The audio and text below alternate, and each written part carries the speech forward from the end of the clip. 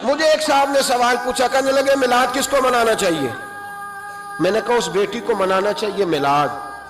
جو زندہ ہوتی تھی تو دفن کر دیا جاتا تھا، پر میرے رسول نے فرمایا اب جو بیٹی پالے گا نا میں اس کا بازو پکڑ کے جنت میں ساتھ لے کے جاؤں گا۔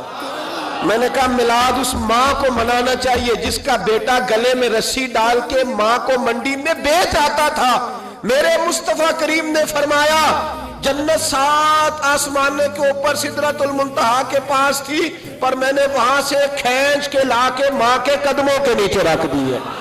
میلاد اس باپ کو منانا چاہیے جس کی اولاد ڈنڈوں سے مارتی تھی، پر رسول کریم علیہ السلام نے فرمایا سن لو سن لو سن لو،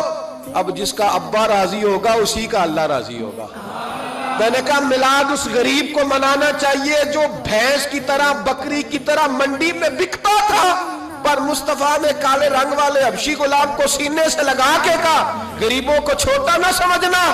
میں اللہ کا رسول جب جنت میں جاؤں گا تو آگے بھی غریب ہوں گے، پیچھے بھی غریب ہوں گے، دائیں بھی غریب ہوں گے، بائیں بھی غریب ہوں گے۔ فرمایا امیر ویٹنگ لسٹ میں ہوں گے،